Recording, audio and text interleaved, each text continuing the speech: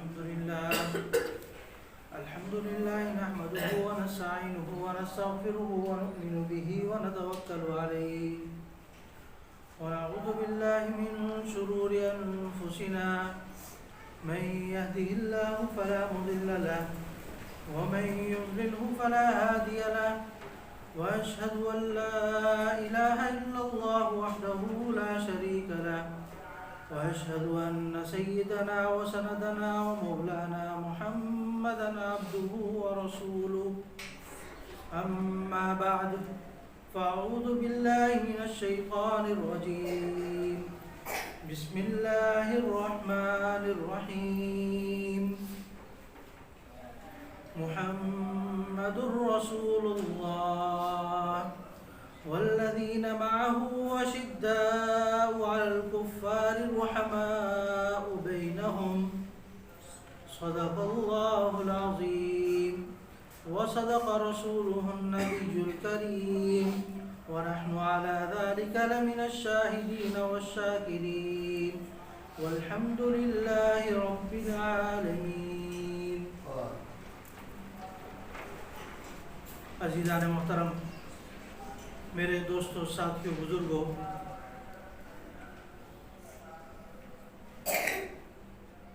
22 جمادی الثانیہ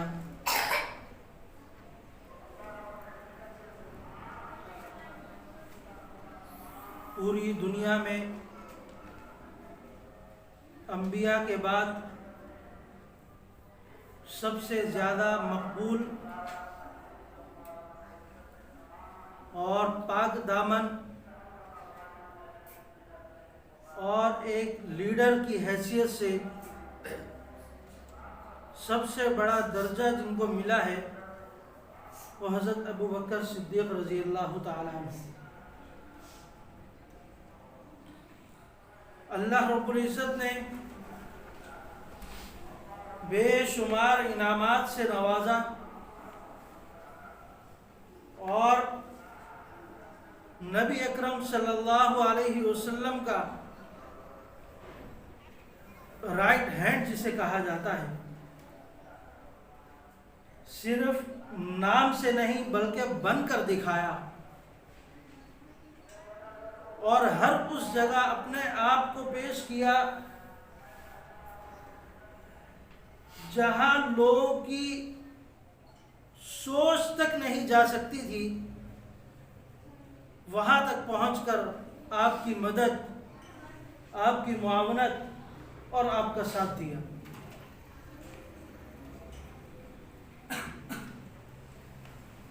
حضرت ابو بکر صدیق رضی اللہ تعالیٰ عنہ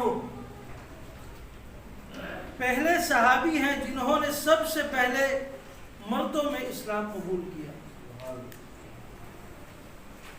یہ اعزاز پہلے دن سے اسلام کو ملا ہوا ہے اور پہلے دن جب ایمان لے کر آئے تو اس وقت کیا نوعیت ہوگی کہ پوری دنیا میں سب سے پہلے اسلام لے کر آنا اور ایسی جگہ پر جہاں اس چیز کو بہت اہمیت کے ساتھ دیکھا جاتا ہے کہ اپنے دین کو چھوڑ کر دوسرے کے دین میں چلے جانا، اور جب وہ ایک معمولی آدمی نہ ہو بلکہ رئیس ہو، ایک بڑا تاجر ہو، مکے میں جس کا نام ہو، جس کا نام و نسب ہو، اس کا اپنے دین سے پھر کر ایک اسلام میں آ جانا یہ بہت بڑا امتحان ہوتا ہے. 13 سال مشقتیں برداشت کی مکہ میں رہ کر، اسلام لانے کے بعد 13 سال مشقتیں برداشت کی. جہاں کوئی غلام دیکھتے مسلمان ہے اور کسی آقا کی تکلیف میں دن گزار رہا ہے فوراً اس کو آزاد کروا دیتے، چاہے وہ لاکھوں کی قیمت میں آزاد کیوں نہ ہوتا. یہ غلام جس کی کوئی حیثیت نہیں تھی عرب کے مزاج میں یا عرب کے لوگوں کے ہاں، غلاموں کو حقیر جانا جاتا تھا، لیکن اگر وہ مسلمان ہوتا تو تو یہ اپنا سارا کا سارا پیسہ اس کی آزادی کے لیے لٹا دیتے. تو اللہ رب العزت نے پھر وہ انعامات سے نوازا کہ میں اور آپ صرف اگر دیکھیں تو صرف اس کی چاہت کر سکتے ہیں. اس تک پہنچنا ہمارا ایمان ہمیں وہاں تک نہیں پہنچا سکتا.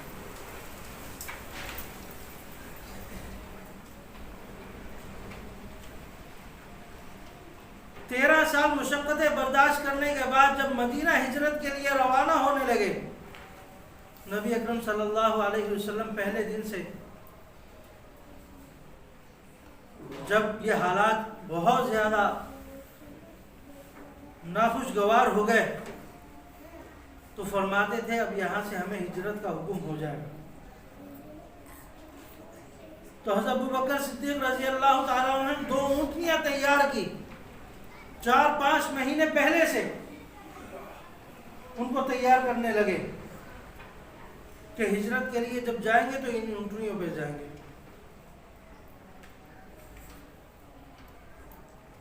ہجرت کا وقت آیا تو مدینے سے باہر نکلے. سراقہ نامی ایک کافر وہ پہنچا، اور کیونکہ عرب کے رؤسا نے ایک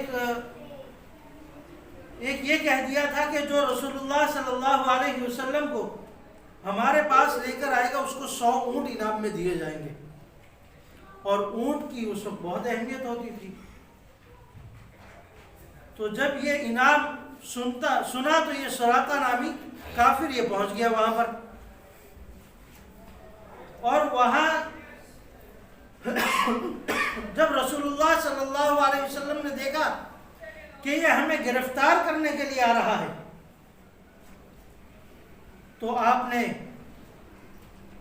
اشارتاً فرما دیا کہ آگے مت آنا، آگے آؤ گے تو اللہ رب العزت کی طرف سے زمین تمہیں اپنے اندر لے لے گی. لیکن اس نے اس چیز کے کچھ توجہ نہیں دی آپ کی بات کو، اور آگے بڑھا، اپنے گھوڑے سمیت زمین کے اندر دسنے لگا. جب اس نے دیکھا کہ میرے ہاتھوں سے معاملہ نکلتا جا رہا ہے تو فرمانے لگا کہ یا رسول اللہ مجھے پناہ دے دیجئے. بدبخت کہنے لگا یا رسول اللہ مجھے پناہ دے دیجئے، میں آپ کو کچھ نہیں کہوں گا، میں واپس چلا جاؤں گا. تو آپ نے اللہ رب العزت سے دعا کی کہ یا اللہ اس کو آزاد کر دیجئے اس مصیبت سے. تو اس وقت وہ پھر دوبارہ زمین نے اس کو باہر نکالا اور وہ واپس چلا گیا. آگے ایک غار کا واقعہ بہت مشہور ہے. وہاں پہنچے، حضرت ابوبکر صدیق رضی اللہ تعالیٰ عنہ نے کہا یا رسول اللہ آپ تھوڑی دیر کے لیے باہر کھڑے ہوں، میں اندر جا کر دیکھتا ہوں کوئی ایسی چیز تو نہیں جس سے آپ کو نقصان ہو جائے. اندر جاتے ہیں، غار کے ایک ایک سوراخ کو بند کرتے ہیں، کپڑے ختم ہو جاتے ہیں، اپنے کرتے سے کپڑے پھاڑ کے سوراخوں کو بند کرتے ہیں. اور پھر وہاں پہ ایک شام کا واقعہ بھی آتا ہے کہ شام کا ظہور ہوتا ہے اور شام آپ علیہ الصلوۃ والسلام کی زیارت کے لیے بےتاب ہوتا ہے، زیارت بھی کرتا ہے. لیکن اس سے پہلے حضرت ابوبکر صدیق کے انگوٹھے پر ڈستا رہتا ہے. تو جب ان کے آنسو نبی اکرم صلی اللہ علیہ وسلم کے چہرے پر گرتے ہیں تو پھر آپ کو پتہ چلتا ہے کہ کوئی معاملہ ہو رہا ہے. اور ماضی کیا ہوا ابوبکر؟ تو آپ پاؤں ہٹاتے تو سامنے وہ اژدہا سانپ نظر آ رہا ہوتا، یعنی اس کے زہر کو بھی برداشت کرتے ہیں. آپ نے اپنا لعاب لگایا، اس زخم کو ختم کیا، اس زہر جہاں سے وہ ڈس رہا تھا. پھر اسی جگہ پر تلاش کرتے کرتے یہ کفار وہاں پہنچ جاتے ہیں. تو رسول اللہ صلی اللہ علیہ وسلم جب حضرت ابوبکر صدیق کو دیکھتے ہیں کہ یہ غم زدہ ہو گئے کہ اب تو ہم پکڑے گئے، میں رسول اللہ صلی اللہ علیہ وسلم کی حفاظت نہ کر سکا اس غم اور پریشانی کی وجہ سے. رسول اللہ صلی اللہ علیہ وسلم جب یہ دیکھتے تو فرماتے لا تحزن ان اللہ معنا، اے ابو بکر غم نہ کرو، ہمارے ساتھ اللہ رب العزت ہے، اللہ رب العزت ہمیں بچائیں گے. اور وہی ہوا کہ وہ غار کے قریب تک آئے اور واپس ہو گئے وہاں سے. کہ اس غار کے منہ پر تو جالے بنے ہوئے ہیں، اگر کوئی شخص جاتا تو ظاہر ہے کہ جالے ہٹتے، لیکن اللہ رب العزت نے اپنے معجزات رسول اللہ صلی اللہ علیہ وسلم کے ذریعے سے دکھانے تھے تو دکھائے. تو یہ واقعات سنانے کا مقصد یہ تھا کہ رسول اللہ صلی اللہ علیہ وسلم کا ہر دم ساتھ دینے والے حضرت ابو بکر صدیق رضی اللہ تعالیٰ جن کی وفات کا وقت 22 جمادی الثانیہ ہے. آج ہمیں اپنی تاریخ پیدائش تو یاد رہتی ہے، اور یہاں تک کہ کئی ایسے لوگوں کی تاریخیں بھی یاد ہوتی ہیں جن کا اسلام سے کوئی تعلق نہیں، لیکن جنہوں نے بڑی بڑی تاریخیں رقم کی ہیں ان کے بارے میں ہمیں پتہ ہی نہیں ہوتا. پوری دنیا میں جب سے حضرت آدم علیہ السلام آئے ہیں اور آخر تک انبیاء علیہ السلام کے بعد سب سے مقبول ہستی حضرت ابو بکر صدیق رضی اللہ تعالیٰ. جہاں دوسرے صحابہ کرام بھی نہیں پہنچ پاتے، حضرت عمر رضی اللہ تعالیٰ عنہ نے ایک مرتبہ سمجھا کہ میں حضرت ابو بکر سے سبقت لے جاؤں گا. آپ علیہ السلام نے اعلان فرمایا جہاد کے لیے سامان کی ضرورت ہے، کون کتنا سامان پیش کرے گا. حضرت عمر رضی اللہ تعالیٰ عنہ اپنے گھر کا آدھا سامان لے کر حاضر ہو گئے اور فرمانے لگے میں سمجھ رہا تھا آج میں سب سے آگے ہوں گا، لیکن جب حضرت ابو بکر صدیق رضی اللہ تعالیٰ عنہ آئے تو رسول اللہ صلی اللہ علیہ وسلم نے پوچھا عمر گھر والوں کے لیے کیا چھوڑ کر آئے ہو؟ فرمایا آدھا لے کر آیا ہوں اور آدھا چھوڑ کر آ گیا. ابو بکر تم گھر والوں کے لیے کیا چھوڑ کر آئے ہو؟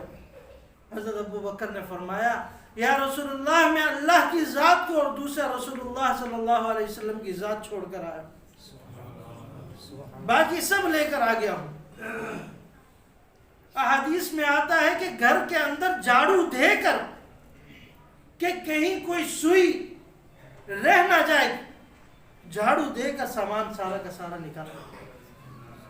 ایسا نہ ہو کہ کوئی سوئی بڑی کے بڑی گھر میں رہ جائے اور وہ میری شفاعت کا سبب نہ بنے. اس طریقے سے اپنی جان مال سب کچھ رسول اللہ صلی اللہ علیہ وسلم اور اس دین کے لیے لوٹا.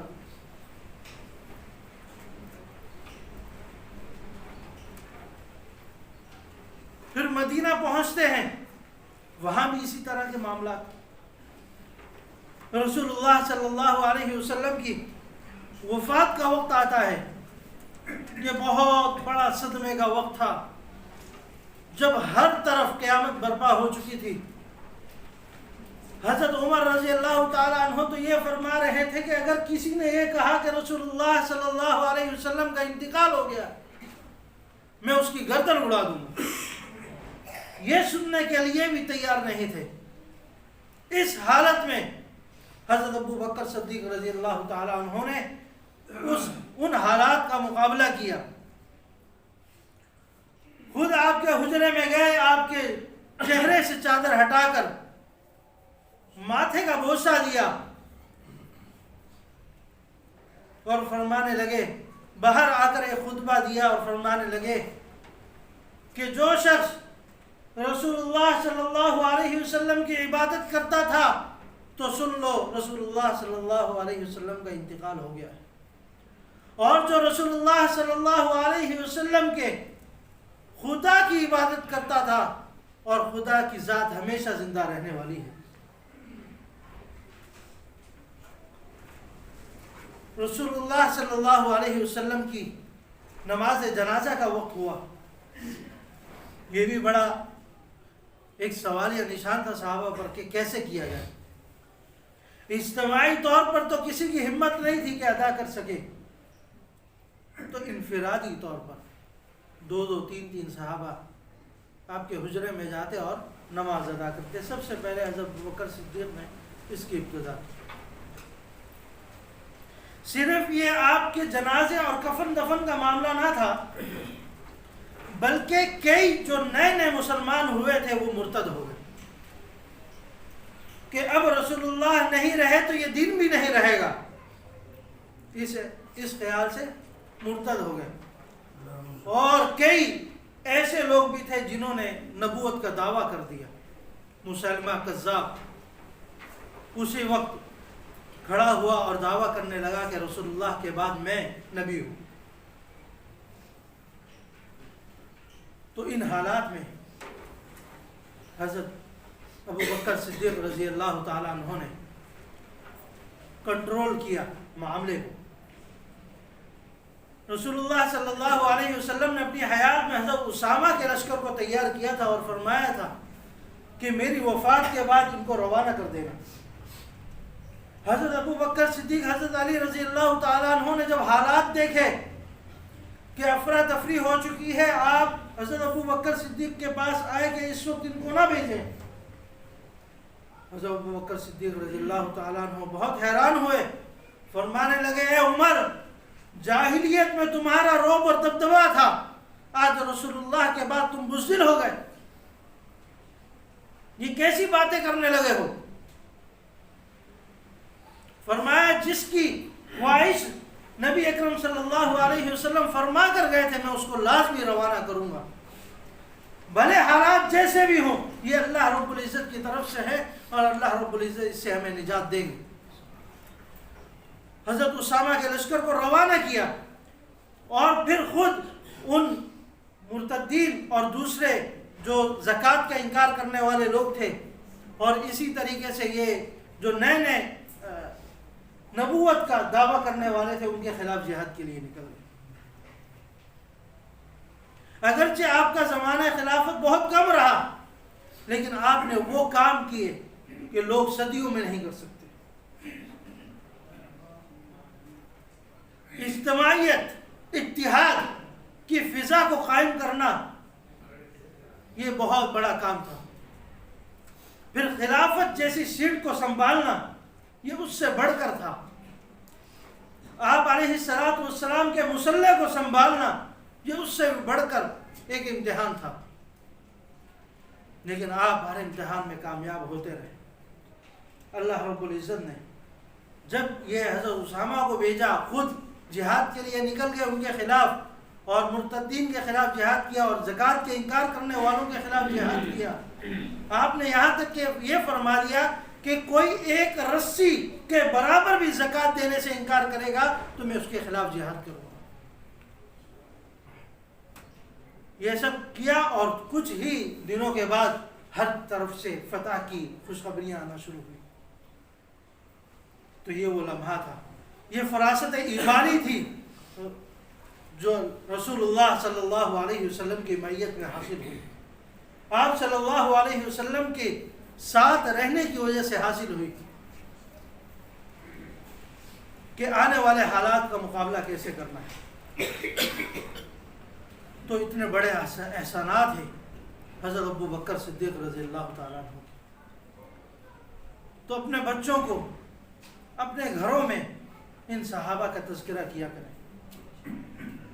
ان کو پتہ چلے کہ ہمارا دین کیا ہے، ہماری تاریخ کیا ہے، ہم کن لوگوں کا نام لینے والے ہیں، ان لوگوں کی قربانیاں کیا کیا تھیں۔ یہ جب ہمارے بچوں کو پتہ ہوگا تو وہ ان پر کوشش کریں گے۔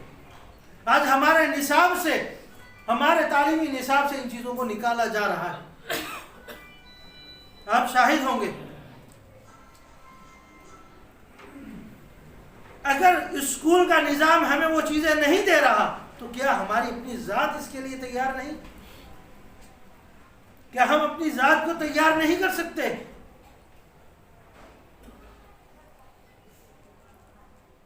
عراق جیسے، افغانستان جیسے ملک، شام جیسے، فلسطین جیسے جہاں پر انہوں نے اپنے بچوں کی تربیت کی ہے، غاروں میں رہ کر کئی سال اپنے بچوں کو بڑا کیا، قرآن و حدیث کی تعلیم دی ہے، چھپ کر، جہاں تعلیم دینا بھی ایک عذاب تھا کہ مسلمان ہونا بھی ایک عذاب سمجھا جاتا تھا، اتنے کڑے امتحان کے اندر اپنے بچوں کی پرورش کی، آج اس کے نتائج آپ دیکھ رہے ہیں۔ فلسطین کا بچہ کٹنے کے لیے تو تیار ہے لیکن اپنے ایمان سے پھٹنے کے لیے تیار نہیں ہے۔ ایک چھوٹا بچہ جس کو پتہ ہی نہیں ہے دین کیا ہے، لیکن اس کے اندر دین ایسا رچ بس گیا ہے کہ وہ اس سے ہٹنے کے لیے تیار ہے۔ آج اگر ہم نے اس چیز کو چھوڑ دیا تو کل آنے والے بچوں میں کچھ بھی معلوم نہیں ہوگا کہ حضرت ابوبکر صدیق کون تھے، حضرت عمر فاروق کون تھے۔ پھر وہ مائیکل جیکسن اس طرح کے لوگوں کو تو جان رہے ہوں گے، لیکن اپنے انبیاء اور جنہوں نے تاریخ بنائی ان کو نہیں جان رہے ہوں گے، اسلام کی بنیاد رکھنے والوں کو بھول جائیں گے، اور اس کا نتیجہ یہی ہوگا کہ ہمارے اس ملک سے اسلام ختم ہو جائے گا۔ آج کئی ملکوں میں صرف اسلام نام تک ہے، ان کو کلمہ بھی نہیں آتا، نام تک اسلام ہے اور وہ کہتے ہیں ہم مسلمان ہیں لیکن کچھ بھی نہیں کرتے۔ تو میرے عزیزوں، ہمیں اپنے گھر کے نظام کو انہی لوگوں کے واقعات سے مزین کرنا ہوگا، انہی کی تعلیمات میں چل کر اپنے آپ کو صحیح کرنا ہوگا۔ فضائل اعمال ایک کتاب آتی ہے، اکثر تبلیغی جماعت والے پڑھتے ہیں، اس کا اہتمام کیا جائے گھروں میں، بہت ہی آسان ہے۔ روزانہ رات کو سونے سے پہلے 15-20 منٹ کی تعلیم اگر گھر کے اندر ہو جائے تو گھر کا ماحول بدل جائے۔ سب سے پہلے آپ خود بدلیں گے، بعد میں گھر بدلے گا۔ جب آپ بدل گئے تو آپ کا گھر بھی بدل جائے گا۔ لیکن اس کے لیے ہمت کرنی ہوگی، اپنے آپ کو پیش کرنا ہوگا، اپنی خواہشات کو دبانا ہوگا، دنیاوی لذات کو ختم کرنا ہوگا، آخرت کی فکر ہوگی، جنت کی طلب ہوگی، رسول اللہ صلی اللہ علیہ وسلم کی شفاعت کے طلبگار ہوں گے، پھر جا کے یہ ساری چیزیں ہوں گی۔ اگر یہ چیزیں نہیں ہیں، صرف اللہ پر بھروسہ کر کے زندگی گزارنی ہوتی تو میرے عزیزوں صحابہ کرام یہ جانیں اپنی نہ لگاتے، صحابہ کرام اپنے بچوں کو یتیم نہ کرتے، صحابہ کرام اپنی بیویوں کو بیوہ نہ کرتے، اگر صرف بھروسہ کر کے اپنی زندگی گزارنی۔ رسول اللہ صلی اللہ علیہ وسلم کے صحابی حضرت عمر فاروق رضی اللہ تعالیٰ عنہ فرماتے ہیں